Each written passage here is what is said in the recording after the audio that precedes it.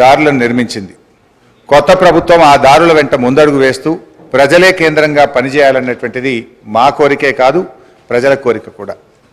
రాజకీయ కక్షలు చుట్టూ పరిభ్రమించే వైఖరికి భిన్నంగా అభివృద్ధి కక్షలో పరిభ్రమిస్తే వారికి మంచిది, ప్రజాస్వామ్య వ్యవస్థలకు మంచిది, ప్రజలకు కూడా మంచిది అధ్యక్ష. కానీ ఈ సభలో మొన్న ముఖ్యమంత్రి గారు మాట్లాడినటువంటి తీరు కానీ ఈ శ్వేతపత్రం తీరును చూస్తుంటే ప్రజలు ప్రగతి అనే కోణం కన్నా రాజకీయ ప్రత్యర్థుల మీద దాడి, వాస్తవాల వక్రీకరణ కోణమే కనబడతా ఉంది అధ్యక్ష.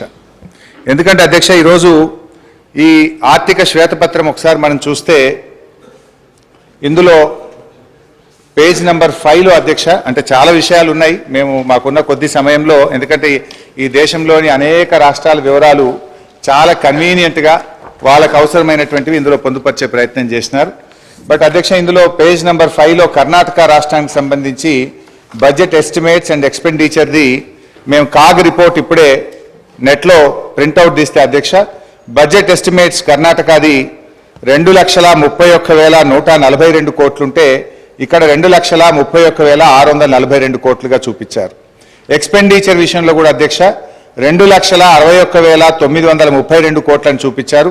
కానీ కాగ్ రిపోర్టు నివేదిక ఆధారంగా ఎక్స్పెండిచరు 2,54,525 కోట్లు, అంటే దాదాపు 7,000 కోట్లు ఎక్స్పెండిచర్ ఎక్కువ చూపించినట్టుగా ఈ కాగ్ రిపోర్ట్ను బట్టి చూస్తాం. అంటే మొత్తంగా తప్పుల తడకతోని ఈ వివరాలను వాళ్ళు పొందుపరిచిండ్రు.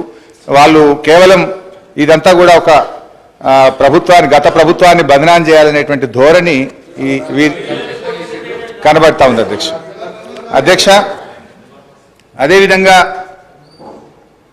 ఇందులో ఉమ్మడి ఆంధ్రప్రదేశ్ వ్యయము తెలంగాణ వాటా అంటే 1956-57 నుంచి 2013-14 వరకు 41.68% ఖర్చు చేసినట్టుగా గంపగుత్త లెక్క తీసినారు. ఇది మనందరికీ తెలుసు అధ్యక్ష. వాస్తవానికి తెలంగాణ ఉద్యమం ఎందుకు వచ్చింది, ఈ పోరాటాలు ఎందుకు వచ్చినాయి, 69లో ఎందుకు పోరాడినాం అంటే తెలంగాణకు నిధులు తెలంగాణ ప్రాంతంలో ఖర్చు పెట్టాలనే జెంటిల్మెన్ అగ్రిమెంట్ను అమలు చేయకపోవడం వల్లనే ఆ రోజు తెలంగాణ ఉద్యమం వచ్చింది. అంటే దాని మీద గతం మీ కాంగ్రెస్ పార్టీయే, అప్పుడున్నటువంటి కాంగ్రెస్ ప్రభుత్వాలు మరి చాలా కమిటీలు వేసినారు. అప్పటి controller and auditor general Kumar Lalit committee కానీ, supreme court judge Vashishtha Bhargava committee report కానీ, బీపీఆర్ విఠల్ గారి రిపోర్ట్ కానీ, అన్ని రిపోర్ట్లలో కూడా ఏముందంటే తెలంగాణ ఆదాయాన్ని ఆంధ్ర ప్రాంతంలో ఖర్చు పెట్టినారు, తెలంగాణలో ఖర్చు పెట్టలేదని చెప్పి చాలా స్పష్టంగా అనేక రిపోర్ట్లు చెప్పినటువంటి విషయం కూడా మనందరికీ తెలుసు అధ్యక్ష. అందులోనే చూసినట్టయితే ఒకసారి కుమార్ లలిత్ కమిటీ 1956-68 పీరియడ్లో ఒక రిపోర్ట్ ఇచ్చినారు.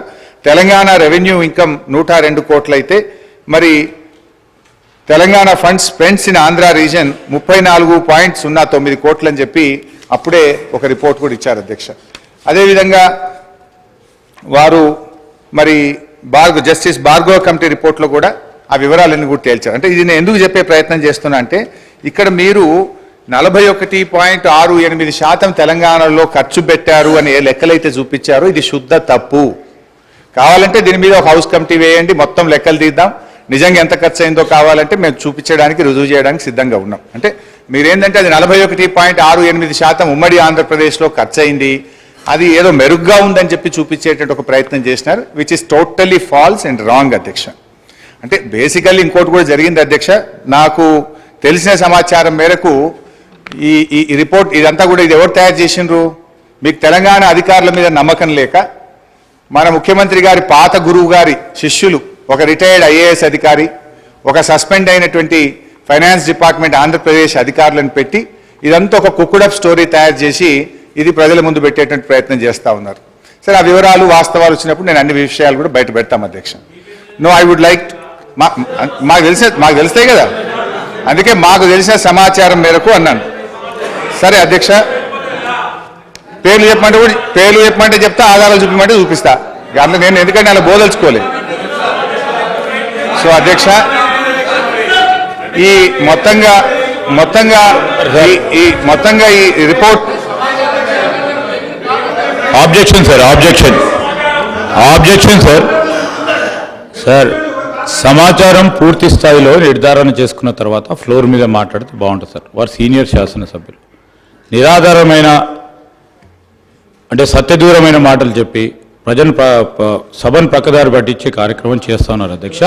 I would like to request use అధ్యక్ష, ఈరోజు లెక్కల తప్పు ఉంటే తప్పకుండా తప్పో ఒప్పో మా ఫైనాన్స్ మినిస్టర్ గారు తప్పకుండా చెప్తారు. కానీ ఎవరో ప్రిపేర్ చేశారు, ఎవరో ముందు పెట్టారు, ఏదో అపోగలదు. I request honourable member to withdraw the word sir, otherwise expunged from the records. ఇక్కడ సార్ పేర్లు చెప్పమంటారా, మరి పేర్లు కూడా చెప్పమంటారా అధ్యక్ష? నేను మాకున్నటువంటి సమాచారం మేరకు అని చెప్పానే తప్ప నేను పేర్లు చెప్పలేదు. సో అది ఒకవేళ తప్పైతే మీ సమాధానంలో తప్పని చెప్పండి. నేను ఐ స్టాండ్